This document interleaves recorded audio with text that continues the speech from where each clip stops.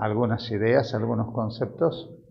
Así que bueno, hoy vamos a continuar. Si os parece, ya que estamos en familia, le pedimos a Dios que nos acompañe, ¿sí? Nos ponemos de pie y tenemos una plegaria. Buen Dios, buen Padre que estás en los cielos, te damos gracias por poder reunirnos aquí en este lugar. Que nuestras mentes puedan ser iluminadas y guiadas por ti en esta hora. Y bendice en tu amor a cada una de las familias que aquí representamos y a tus hijos en cada rincón de la tierra. En el nombre de Jesús. Amén. Bueno, el tema que vamos a ver hoy es un tema que tiene que ver con los gigantes que a veces nos aparecen, ¿sí? ¿Por qué aparecen algunos gigantes en nuestra vida? Cosas que nosotros vemos tremendamente grandes y nos parece una tremenda dificultad. Así que el tema de hoy se llama Venciendo los gigantes. Y es un tema que me interesa mucho. Yo siempre digo que todas las personas tenemos una historia, ¿no? Entonces yo no nací en un hogar funcional, nací en un hogar bastante disfuncional. Mi familia era una familia bastante compleja, la relación entre mi padre y mi madre era bastante compleja. Y eso de alguna manera pues nos marcó especialmente a mi hermana, que es mayor que yo, y a mí también. Yo creo que a mi hermana más, porque es la que más padeció las disfuncionalidades de mi casa, ¿no? Y en un sentido ella fue como un ángel guardián para mí, que me cuidó bastante cuando yo era pequeño. Mi hermana me lleva 12 años. Entonces, claro, cuando yo nací, pues prácticamente ella me cuidó muchísimo los primeros años de mi vida, ¿no? Luego de 8 años tuve el privilegio de volver a verla y salir con ella y estar con ella cuando hice este viaje últimamente, ¿no? Para mí es bastante importante en mi vida, mi hermana, porque ella fue no exactamente una segunda madre, pero ya digo, yo siempre la relaciono como un ángel, ¿no? Un ángel que Dios me puso en el camino para que me cuide de cosas que a ella le afectaron todavía mucho más. Pero cuando nosotros nacemos en un hogar que tiene cierto grado o características disfuncionales, eso de alguna manera nos afecta en la vida. ¿En qué sentido a mí me afectó la disfuncionalidad del hogar?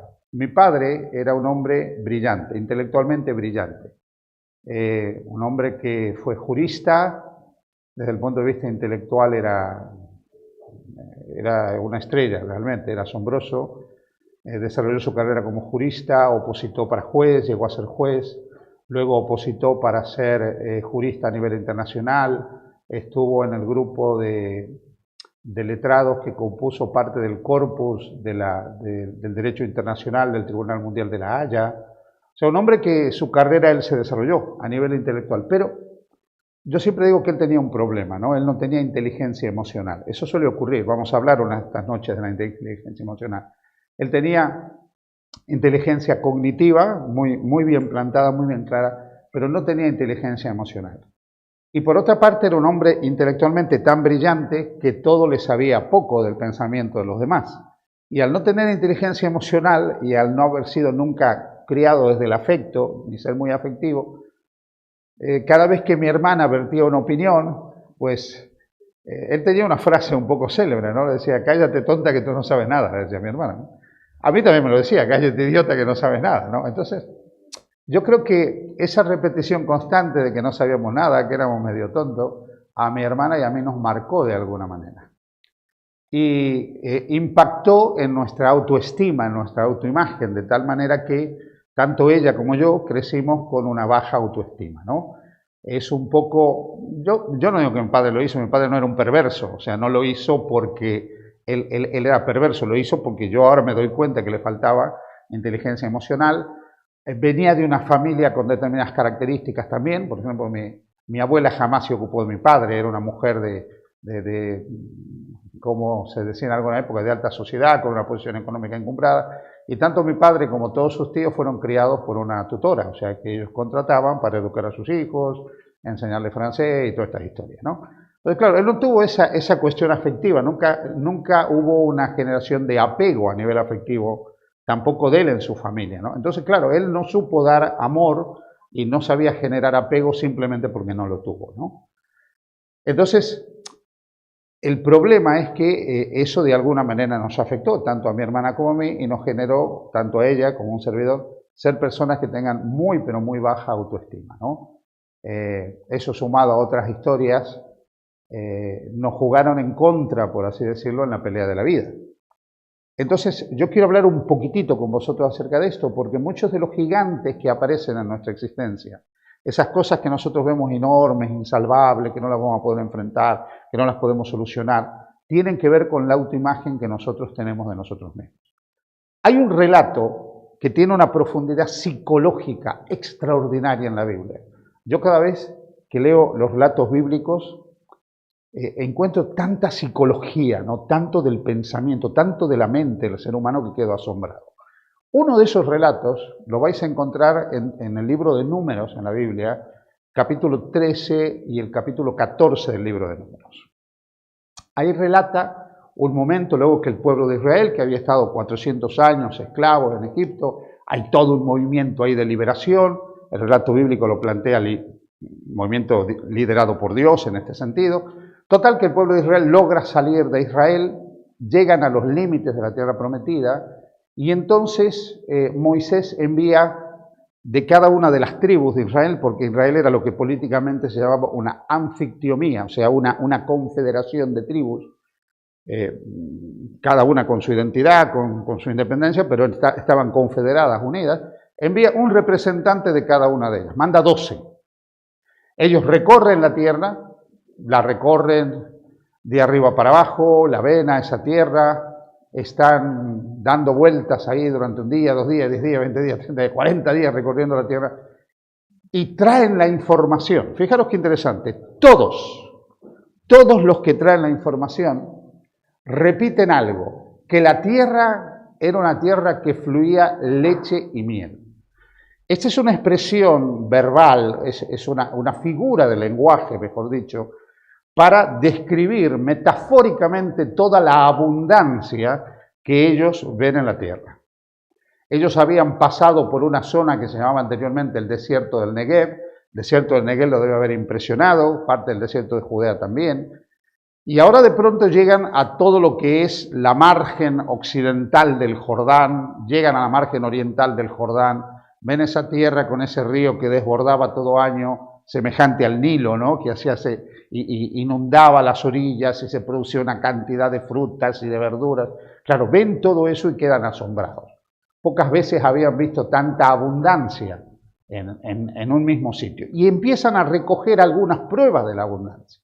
Al punto que recogen un racimo de uvas y lo llevan, y hay muchos cuadros, ahí veis una de estas famosas obras que recogen en ese momento, donde ellos van 2 cargando el racimo de uvas, ¿sí? Yo quiero decir en relación con este racimo de uvas, que yo las uvas más grandes que comí en mi vida, las comí en Israel. Y justamente en la ciudad de Hebrón. En la ciudad de Hebrón, en un lugar que se producen uvas, no he necesitado alguien que me ayude para llevar un racimo de uvas, pero recuerdo haber comprado un racimo de uvas de este tamaño con uvas que parecían ciruelas, ¿no? Entonces yo no sé qué tamaño tenían las uvas en ese momento, pero evidentemente era una tierra próspera en ese momento, ¿sí? Sí, extraordinariamente, porque hay mucho sol, entonces el grado de azúcar es tremendo en la fruta, ¿no? Muy bien, entonces ellos llegan con eso, ven esa tierra, ven todo eso, están asombrados, la abundancia que esto, habían estado imaginados, eran esclavos, ahora son libres, van a tener sus propiedades, sus parcelas, su tierra, van a poder tener lo que ellos quieran, o sea, todo este tema de la libertad, están abrumados con este tema de la libertad, con este tema de la posibilidad de la prosperidad, de tener lo suyo, y llegan con esta información. Todos han visto lo mismo, y todos informan que era una tierra que fluye leche y miel. No obstante, 10 de ellos dicen que quedaron asombrados por las ciudades. Dicen que habían visto ciudades tremendamente amuralladas y que habían visto gigantes. Hombres de gran estatura, me imagino. Hay que entender que el tema de la altura, para la época, nosotros a veces idealizamos algunas cosas, ¿no? Pero hoy somos mucho más altos que en otras épocas de la historia.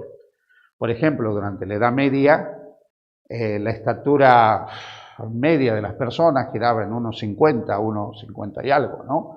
Cuando uno ve la armadura de Carlomagno, el famoso emperador de los francos, Carlomagno, no ve la armadura, ya el nombre impone, Carlomagno, ¿sí?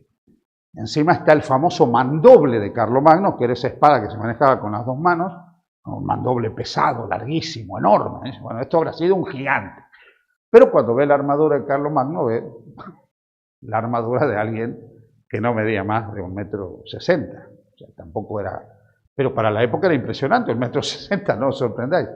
Entonces, claro, encontrarse con personas que medían 1,90 m, 2 metros o más, pues eso asombraba. Y ellos, que habían estado viviendo en el cautiverio, en Egipto, que habían tenido algunas formas también de carencias, probablemente pues por esa época tenían la estatura media de los que eran los semitas, o sea, no eran de gran estatura.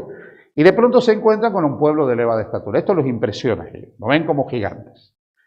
Pero ese no es el problema, no es el problema que ellos vean a estas personas como gigantes, sino lo que ellos perciben ante lo que ven. Porque aquí viene lo que yo quiero que nosotros podamos entender. Lo que es ver y lo que es percibir. Se puede ver lo mismo y sin embargo percibir algo totalmente diferente. Ver y percibir. Los 12 ven hombres de gran estatura, los 12 ven una tierra próspera que fluye leche y miel, pero la percepción ante determinada realidad cambia. Porque hay 10 que dicen algo que es sorprendente. Y éramos, fijaros, y encima está aclarado aquí desde un punto de vista psicológico, ¿no? Porque dice, y éramos nosotros, ¿qué dice aquí? ¿A qué? A nuestro parecer. Como langostas. Y así les parecíamos a ellos. Ahora, ¿tú cómo sabes que les parecías a ellos como una langosta? ¿Te pusiste a hablar con alguno de ellos? ¿Os acordáis que anoche yo hablaba de que uno de los problemas que a veces tenemos cuando nuestra mente no está suficientemente coordinada es que nosotros empezamos a hacer lo que se llama lectura mental, lectura del pensamiento del otro? ¿Acordáis que mencioné eso? Bueno, ellos hicieron una lectura de pensamiento y dijeron, nosotros éramos como langostas a nuestro parecer, o sea, ellos se sentían langostas. Pero como ellos se sentían langostas, ellos creían que los otros también pensaban lo mismo. Eso se llama lectura del pensamiento, porque no se recoge ningún diálogo que tuvieron con el gigante para que ellos se digan, oye, gigantón, ¿tú cómo me ves a mí? ¿Te parezco chiquito? ¿Te parezco pequeño? ¿Cómo soy a tu vista? Cuéntame, dime. No, eso no existe en ninguna parte. Pero sí el texto relata esto que es sorprendente. Éramos a nuestro parecer. Y como resultado de ese parecer es lo que ellos creen que parecían a los ojos de otros. Dicho de otra manera, la percepción en cuanto a la autoimagen que nosotros tengamos de nosotros mismos va a determinar cómo creemos que el resto de las personas nos ven. Como nosotros nos percibamos, vamos a creer que los otros de alguna manera nos perciben. En primer lugar, les quiero decir algo. No lo toméis a mal, no os ofendáis, pero para el mundo que nos rodea, nosotros somos intrascendentes. ¿Sí? Hay un grupo de personas con la que tenemos cierta cercanía, de sangre, familia, para los cuales somos más o menos importantes, relativamente importantes o muy importantes. Luego está lo que se puede llamar la familia extendida, que son algunos parientes por aquí y por allá, y dentro de esa familia extendida están algunos vínculos afectivos que se tienen con personas por afinidad religiosa, política o lo que fuera. Ese círculo puede estar compuesto, depende de cada uno, del grado de capacidad que tenga uno para hacer relaciones. Pero fuera de ese círculo, que puede ser relativamente pequeño o mediano, para el resto de 7.000 y pico, no, 8.000 millones de habitantes aquí en el mundo, nosotros no pintamos absolutamente nada. ¿Sí? Entonces, claro, esto es una realidad que nosotros tenemos que asumir. No somos a veces tan importantes como nosotros creemos que somos, ¿no? Entonces, cuando nosotros pensamos en la autoimagen que nosotros tenemos de nosotros mismos, pues nosotros creemos que para otros somos algo o que ellos piensan algo de nosotros, pero se basa sobre los preconceptos que tenemos nosotros de nosotros mismos, no sobre la realidad del mundo que nos rodea a nosotros. Todo esto tiene que ver con lo que se llama, desde el punto de vista psicológico, autoestima. ¿Qué es la autoestima? Es básicamente la forma en que nosotros nos valoramos a nosotros mismos. O sea, ¿cuál es el valor que nos asignamos a nosotros mismos? Eso es la autoestima.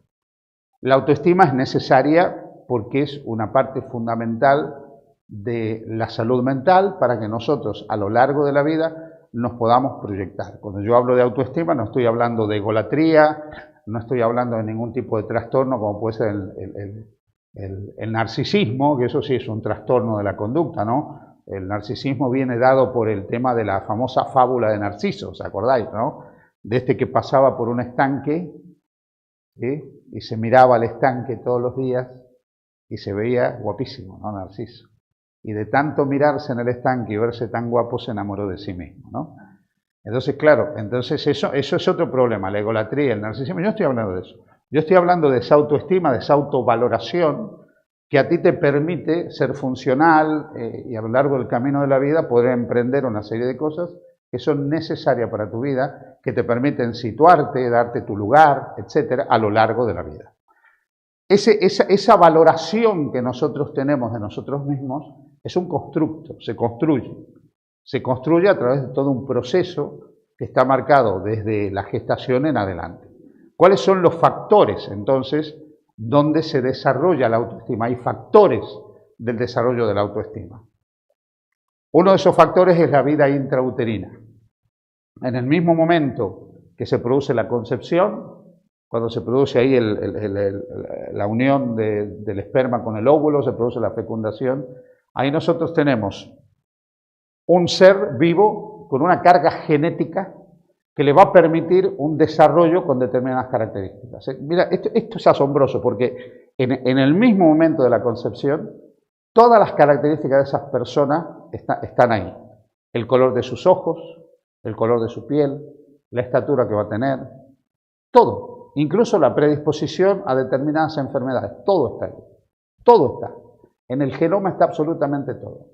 En el genoma incluso está el tipo de, vamos a decirlo así, de temperamento que va a poder desarrollar esa persona. En el genoma está las diferentes habilidades que va a poder desarrollar esa persona. Todo está ahí, en esa carga, ¿no?, que nosotros tenemos, que se da como resultado el 50% del aporte materno y el 50% del aporte paterno. Y eso es algo que nos va a acompañar toda la vida, toda la vida. Entonces, ahí es donde nosotros recibimos los primeros mensajes de nuestra valoración. Ahí es cuando nosotros sabemos si somos alguien querido o no querido, deseado o no deseado, amado o no amado, atendido o no atendido. Y hay incluso experimentos que se han hecho que son asombrosos en relación con eso. Mamás que han sido tomadas en las primeras semanas de embarazo y se les tocaba, por ejemplo, una música muy simple al piano, ¿no? Se les hacía al piano todos los días, ¿no? Tan, ta, ta, tan, tan, tan, ta, ta, tan, tan, tan, ta, ta, tan, tan, todos los días. Los 9 meses, ¿eh? Tan, ta, ta, tan, tan. Cuando el niño nacía, no se volvía a repetir el tan, ta, ta, tan, tan. Pero cuando él empezaba a desarrollar la motricidad fina, vieron que los niños en la etapa que empiezan a manejar la manito y golpean, ¿entienden? Se les ponía un pianito, ¿sí? Pequeño, adaptado a ellos, y se volvía a repetir. Tan, ta, ta, tan, tan. Y el niño hacía tan, tan. Completaba. O sea, desde el mismo momento que nosotros nos formamos, estamos recibiendo mensajes. Esos mensajes pueden ser positivos, pueden ser negativos, y ya la autoimagen se está formando ahí. Entonces, imaginaros un niño que se forma en un útero de una madre que está feliz, que está contenta, que le canta, le dice cosas bonitas, está bien, se siente a gusto con lo que está viviendo, ¿no? Con alguien que desde el primer momento, pobre, no lo quiere, pues no lo quiere nadie, no quieren que venga al mundo, es un drama para algunos, ¿no? Todo eso lo percibe. Y todo eso va marcando de alguna manera su autoimagen. Si vale, si no vale, si lo quieren, cuánto me quieren, soy valioso, no soy valioso. Todo eso lo va marcando. El segundo lugar, inevitablemente, donde esto se va a desarrollar es el marco familiar. La familia es el lugar donde se va afianzando nuestra autoimagen. Anoche comentábamos algo, ¿no? ¿Os acordáis de esta famosa historia? Que de paso es verídica, relacionada con Albert Einstein. Albert Einstein era un chico que tenía determinados problemas, ¿sí? Pero tenía problemas porque el sistema académico donde él iba no era un sistema para una mente brillante como la de él, porque era un chico con capacidades especiales en realidad. Entonces el sistema académico no estaba montado para chicos con capacidades especiales. Entonces, claro, el chico se aburría, no contestaba, estaba aburrido, no le interesaba nada. ¿Por qué? Porque nada. Al punto que llega un momento, la maestra manda una nota, este chico no sirve para nada, ¿no? No entiende, no sé, no podemos hacer nada con él, ¿no? Y la mamá le dice, Albert, no te preocupes, simplemente lo que ocurre es que tu maestra no sabe que tú eres un genio. Claro, yo me imagino qué bonito, ¿no? Que te digan todos los días que eres un genio, te lo terminas creyendo al final. O sea, si no lo eres, te lo hacen. Porque los mensajes que nosotros recibimos en la infancia, eso tiene algo que ver con nosotros, nos marcan completamente a lo largo de la vida. Entonces, volviendo a mi caso personal, claro, si a mí cada vez que yo vertía una opinión, mi papá me decía, cállate que tú no sabes nada. Y me lo decía un día, y me lo decía otro día, y me lo decía otro día. Hombre, cuando yo tenía 10, 15 años, claro, yo no sabía nada. Te convierte en un perfecto estúpido. Porque la repetición constante de un mensaje te condiciona. Eso ocurre. Por eso es que nosotros, cuando nosotros educamos, tenemos que educar desde la autoestima. Y tenemos que educar potenciando la autoimagen positiva de las personas, la capacidad que tienen. No, que tú puedes, que tú lo vas a lograr, que vas a salir adelante. No te preocupes. No lo has hecho bien ahora, pero lo harás bien mañana. Venga, vamos a hacerlo. O sea, todo este mensaje de que se puede avanzar, de que se puede lograr, de que tú lo vas a lograr, de que tú no eres inferior al otro, eso es muy importante.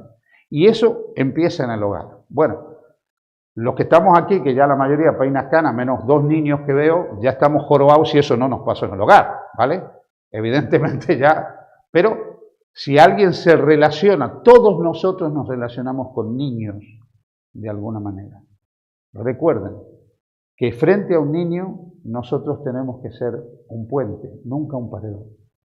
Tenemos que ser un medio a través del cual él acceda y pueda continuar un camino que le permita avanzar.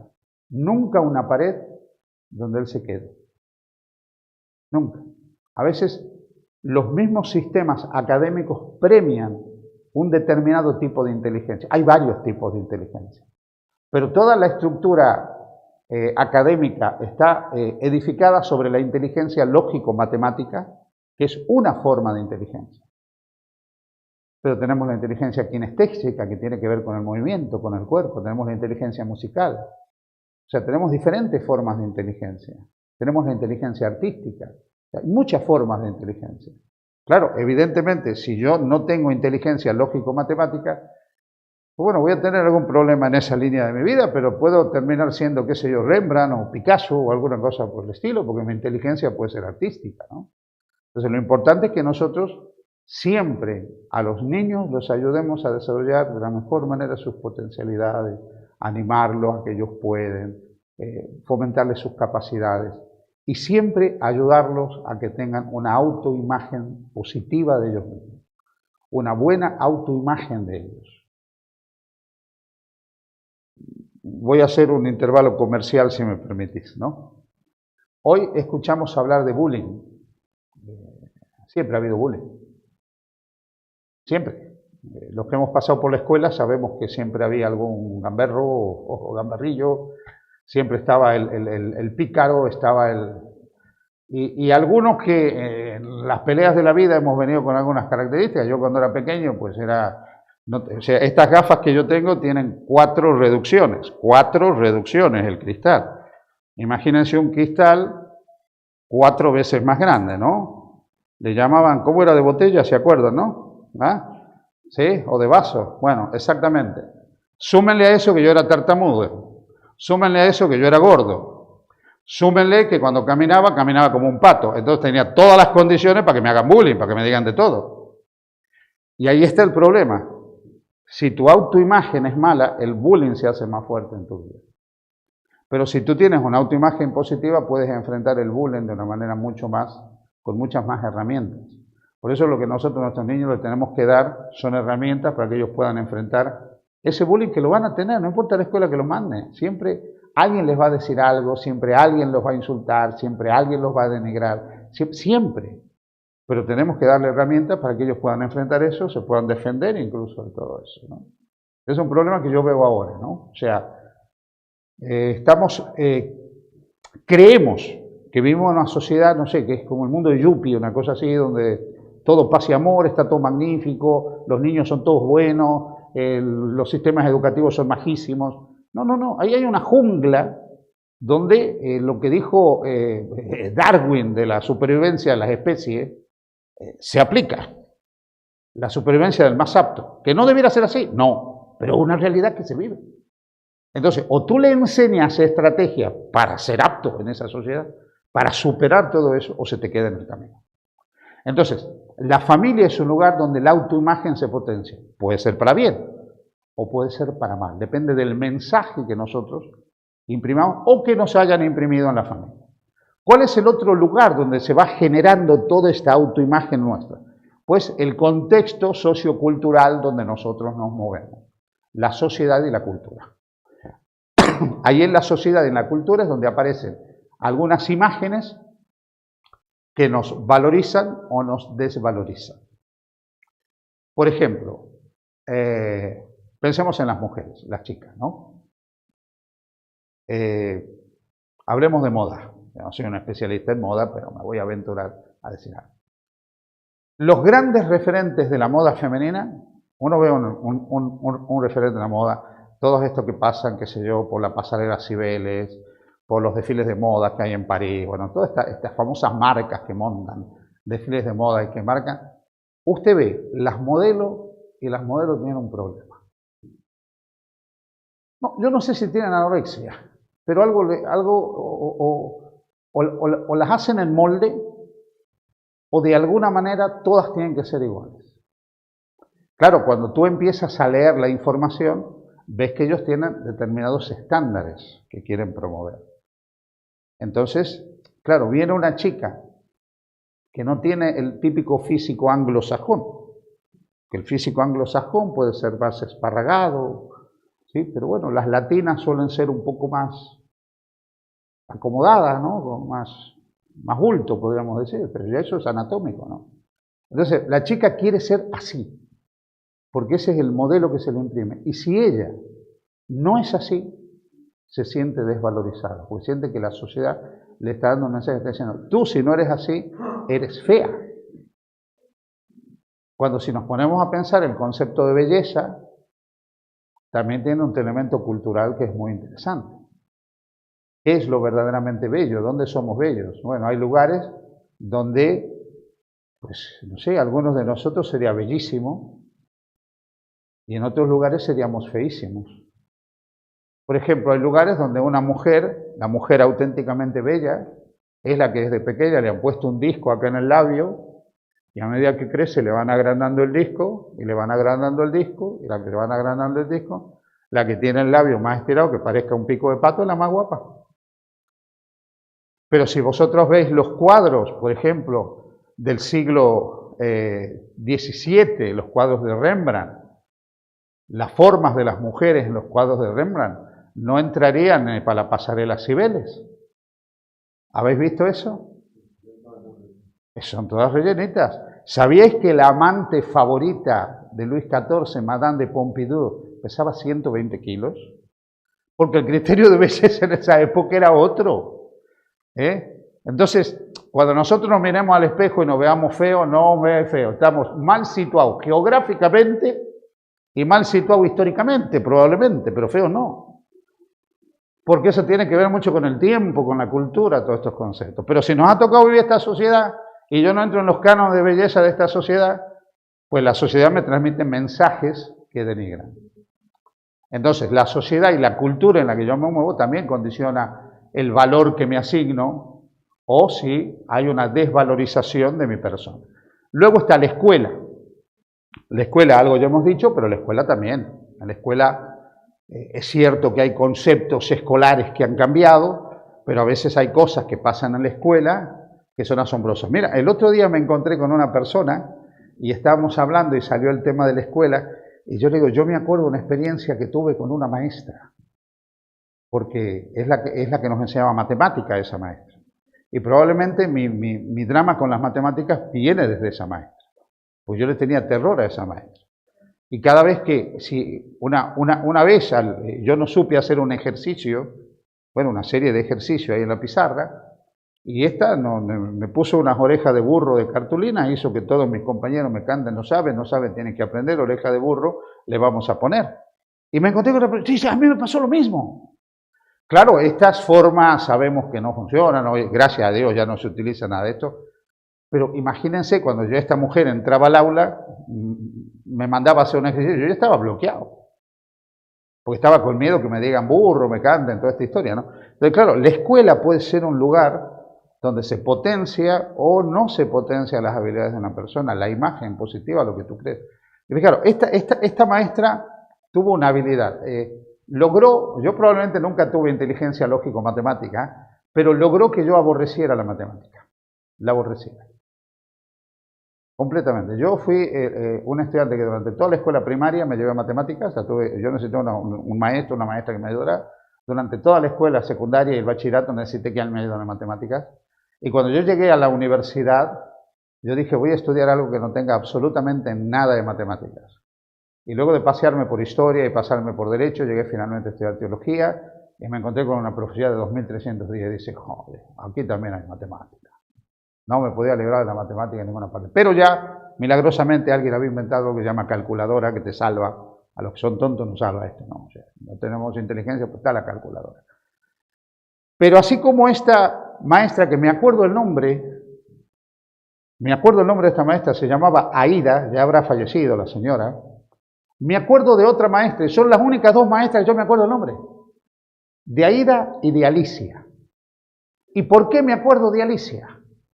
Porque Alicia me vio que yo era un chico introvertido, vergonzoso, inseguro, y que a veces en el recreo, pues los chicos se me reían por mis características, y Alicia se me acercaba y me decía siempre cosas positivas. Y Alicia me decía, oye, tú vas a lograr muchas cosas en la vida, tú eres una persona inteligente. Y me decía, mira, te voy a prestar un libro para que los leas, a ver cómo te gusta. Y me prestaba Memorias de Julio César, por ejemplo, o las memorias, o la historia, la vida de Napoleón, o sea, biografías. Y luego tomaba, aunque sea 10 minutos, para decirme, has estado leyendo, ¿qué has descubierto? ¡Wow! He leído tal cosa, y nos metíamos en ese mundo. Y ella me motivaba a leer, me motivaba a investigar, me decía, oye, tienes que seguir leyendo, porque si tú lees vas a lograr muchas cosas en la vida. Yo me acuerdo de Alicia como la persona que me ayudó a mí a sentirme capaz. ¿Cómo cambia, no? Simplemente, mientras uno te pone las orejas de burro, hace que todos se te rían, la otra te estimulaba hacia avanzar. Bueno, eso pasa a lo largo de la escuela, eso puede ocurrir en la escuela, nuestros hijos se van a encontrar con eso, nuestros nietos se van a encontrar con eso, yo ya soy abuelo, y tenemos que ayudarlos a enfrentar esas probables realidades, ¿no?, con las que se pueden encontrar, porque ahí en la escuela se va formando la autoimagen de ellos. Y el otro lugar, ya que estamos aquí en este sacro lugar, el otro lugar donde la imagen también, la autoimagen se determina, es la iglesia, los contextos religiosos. Yo siempre sostengo, creo que lo dije ayer por la mañana, la religión como fenómeno social, ¿no? Las religiones como fenómeno social en principio no tendrían por qué afectar a nadie.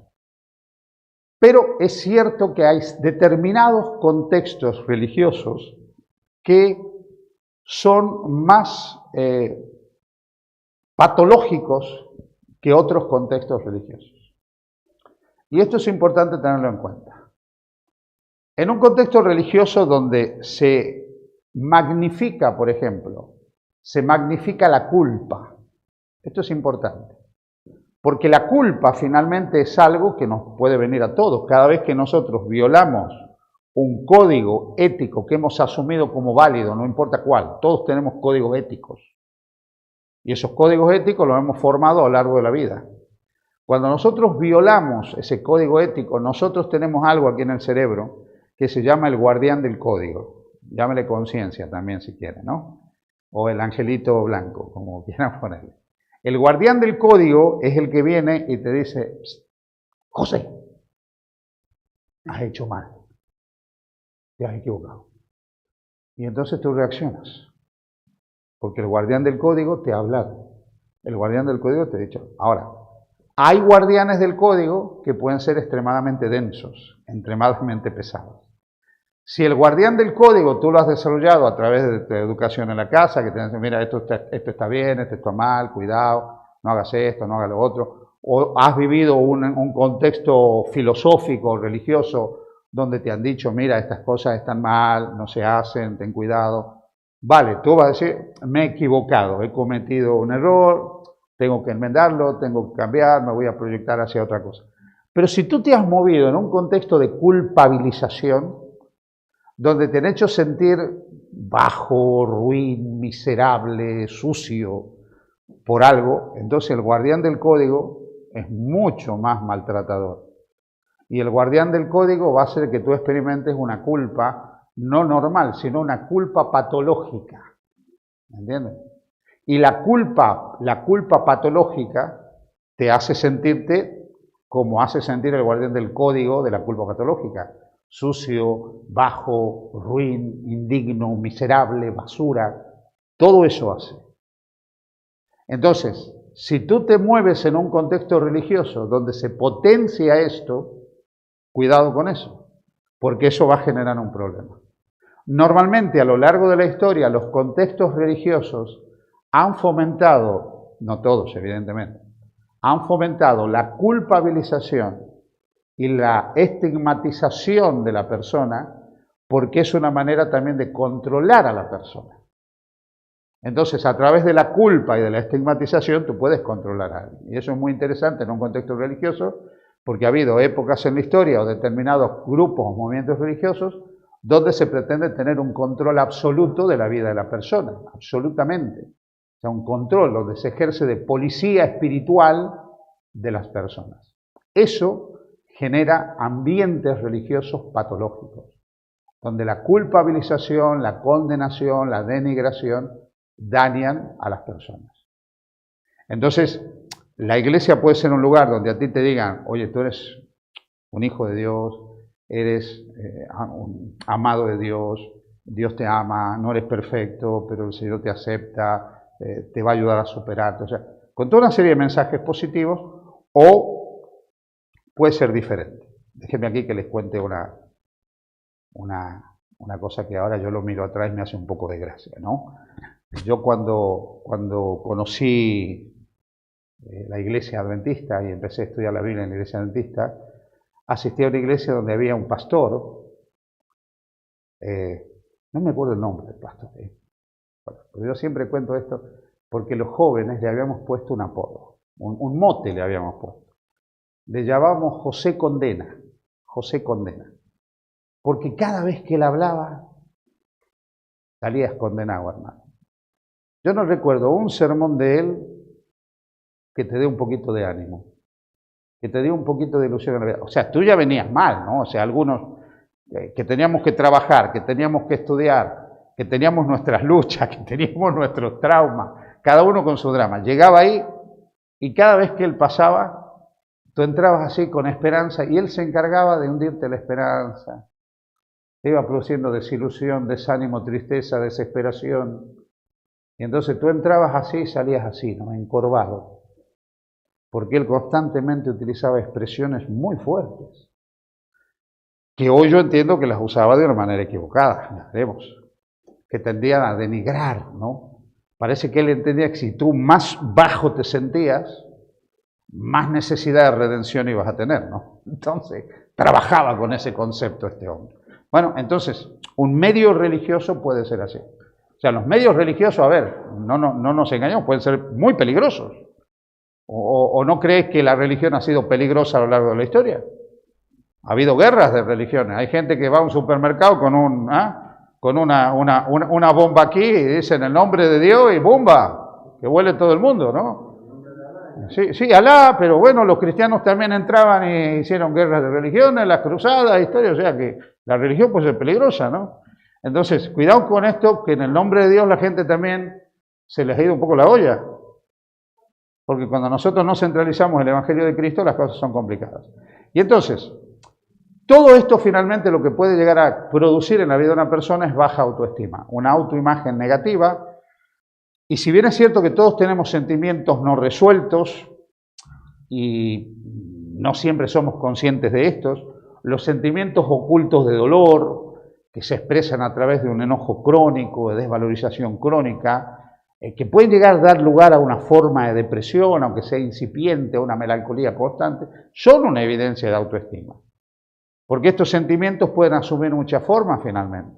Pueden asumir el hecho de que nosotros nos odiemos a nosotros mismos, porque finalmente todo el tiempo nos han dado mensajes negativos. Puede ser que de alguna manera tengamos ataques de ansiedad, no podemos pausar, no estamos tranquilos, nada nos llena, nada nos conforma, nada es suficiente.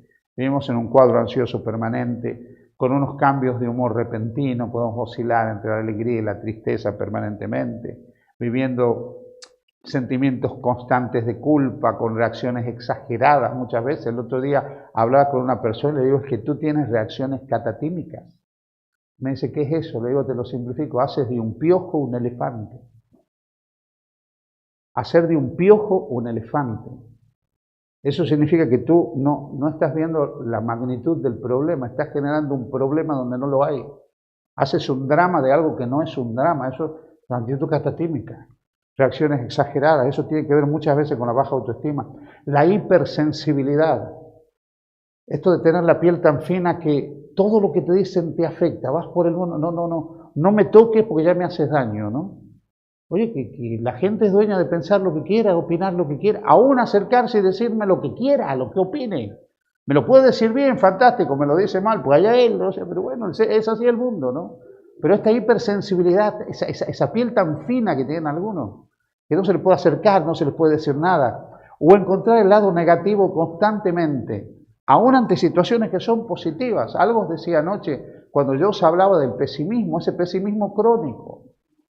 O sea, y le vas a encontrar lo negativo, aunque las cosas estén bien. Tienes un hijo, ¿no? Acabas de tener un bebé. Y entonces tú acercas y felicitas al papá, oye, qué alegría, enhorabuena, has tenido un niño.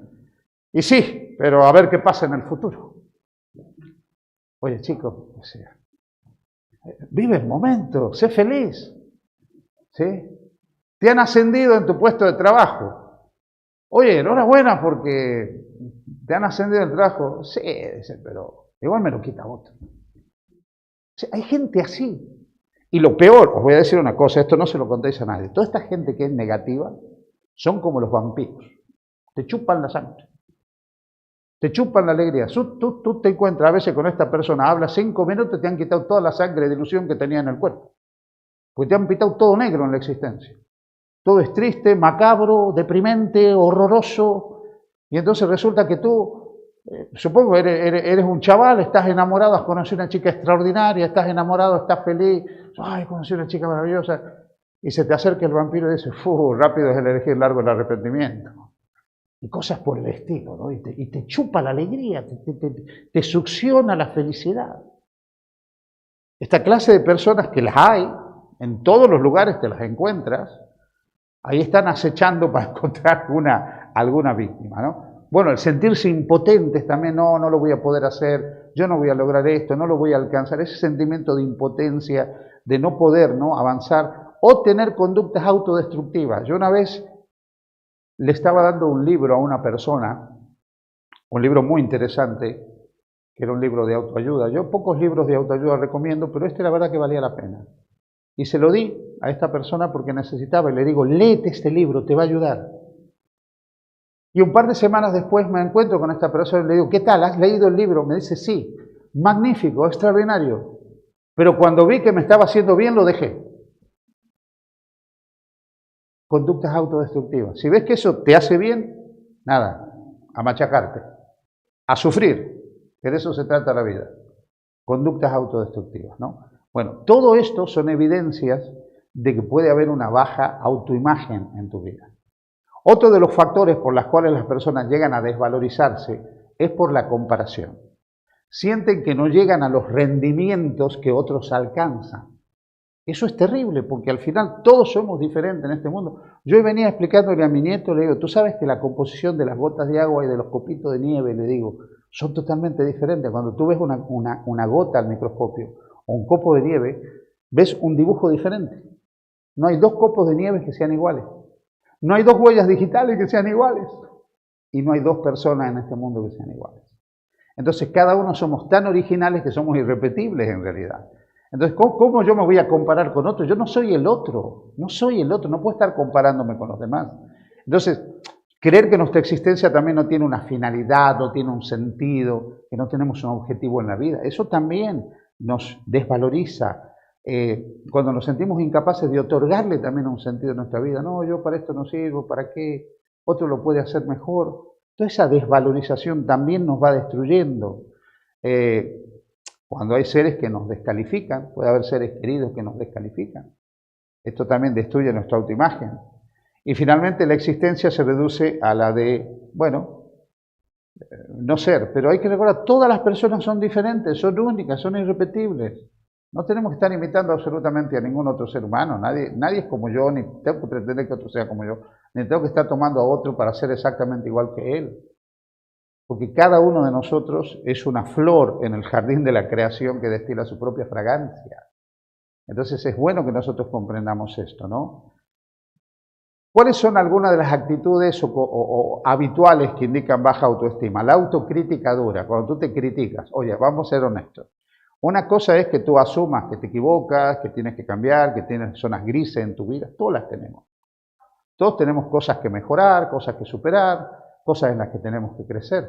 Pero eso es muy diferente a que te mandes al paredón y te fusiles todos los días.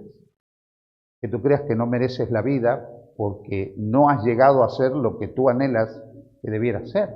Esa crítica dura e inflexible hacia ti mismo, que puede ser un eco de la crítica que tú has recibido desde tu más tierna infancia, es finalmente una evidencia de baja autoestima. Un estado de insatisfacción crónica con uno mismo, otra evidencia de baja autoestima.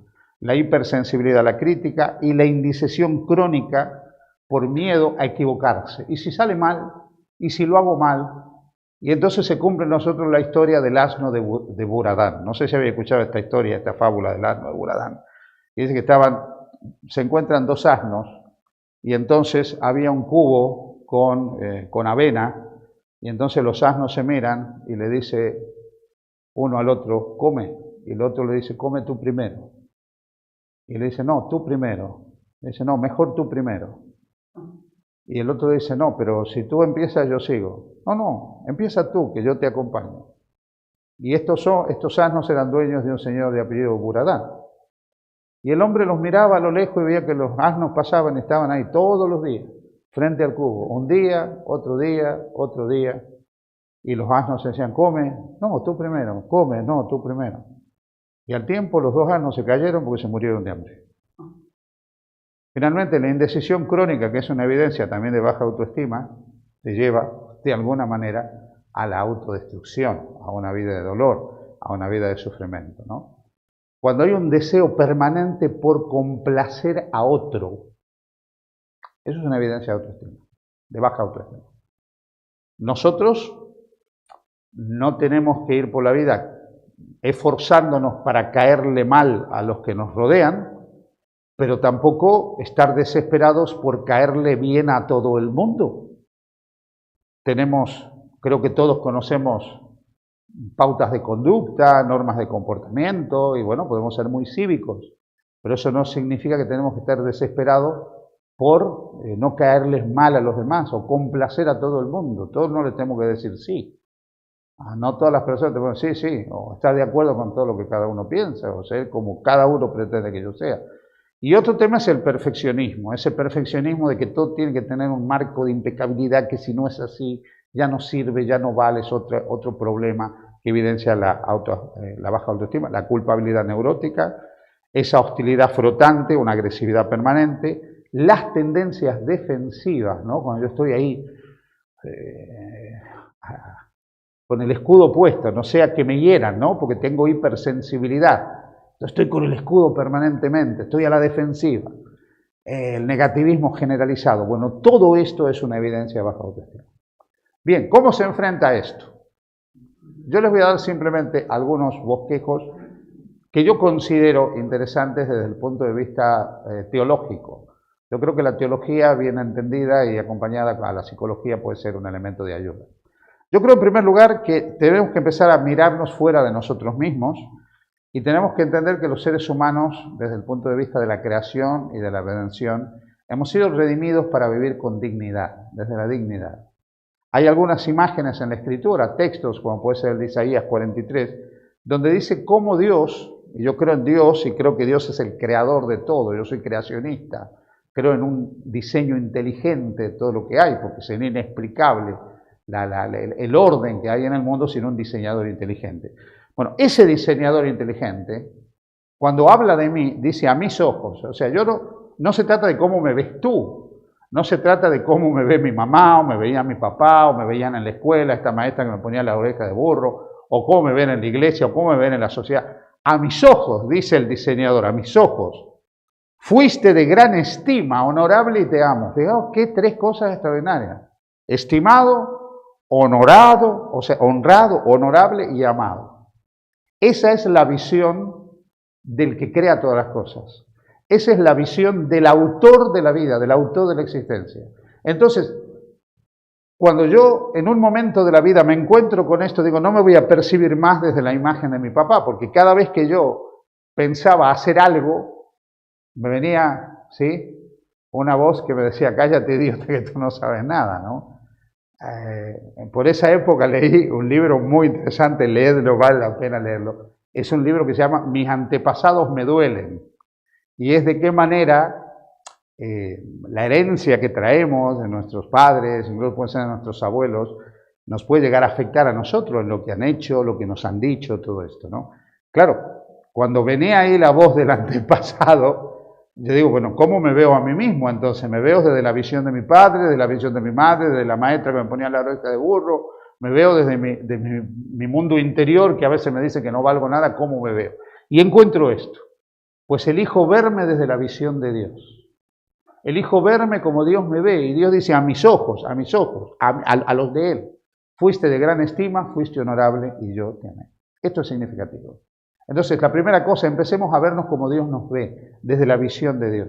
Comprendamos también la palabra de Dios. La Biblia a veces habla del ser humano como langostas, como gusanos, utiliza el término trapo de inmundicia, pero no lo dice desde el punto de vista, vamos a decir así, cuantitativo, ¿no?, o cualitativo. Lo dice no desde el punto de vista cualitativo, sino desde el punto de vista cuantitativo. Claro, comparado con la grandeza de Dios, soy como una langostita. Comparado con la grandeza del Creador, soy como un gusanito. Comparado con la perfección de Dios, pues lo que yo hago es como un trapito sucio. En ese sentido cuantitativo, no cualitativo. Porque desde el punto de vista cualitativo, los textos de la revelación dicen cosas asombrosas. Dicen, por ejemplo, que nosotros somos imagen y semejanza de Dios. No solo eso, dice que somos un poco menor que los ángeles. Así que cuidado con empezar así, que salen volando al final.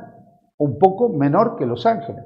Entonces, claro, la visión de la revelación de la dignidad humana es asombrosa. Imagen y semejanza de Dios, un poco menor que los ángeles. Todo esto es significativo para que nos empecemos a ver desde otra visión.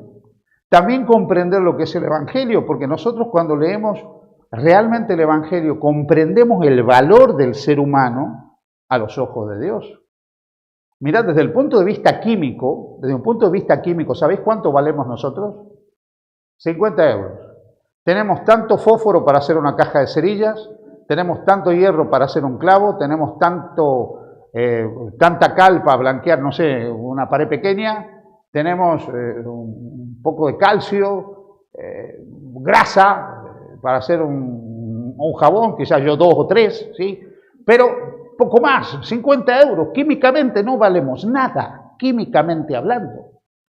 Pero nuestro valor no se da por eso, se da por la dignidad que nosotros tenemos como creación de Dios, que ha expresado En la entrega de Jesús el mayor amor, que ha expresado en la entrega de Jesús el mayor don, que ha expresado en la entrega de Jesús el mayor resultado, el perdón, la salvación, la vida eterna. Y que viene con un mensaje que nos dice, yo no he venido a condenarte, he venido a salvarte, he venido a restaurarte. Que me dice que Él ha venido para levantar el acta de muerte que pesaba sobre nosotros. Por eso San Pablo escribe exultante, ninguna condenación hay para los que están en Cristo Jesús. Entonces, esos gigantes que me aparecen, que me dan estos mensajes de impotencialidad, de que yo no valgo nada, de que yo no sirvo para nada, esos gigantes, permitidme que os diga, se los enfrenta desde la fe. Como David enfrentó al gigante Goliat. Porque ese gigante Goliat representa todo lo que esos gigantes representan en la vida. El gigante se para dentro de todo ese pueblo de Israel y le dice, mañana todos vosotros seréis nuestros esclavos y vamos a tener vuestra tierra, vuestras posesiones. Los mata de miedo el gigante, los paraliza, al punto que todos se quedan así, muertos de miedo frente al gigante. Porque tienen miedo de perder la vida, tienen miedo de perder la libertad, tienen miedo de perder las posesiones, tienen miedo que el gigante se los cargue, volver a ser esclavos, llenos de miedo, miedo. Y aparece David.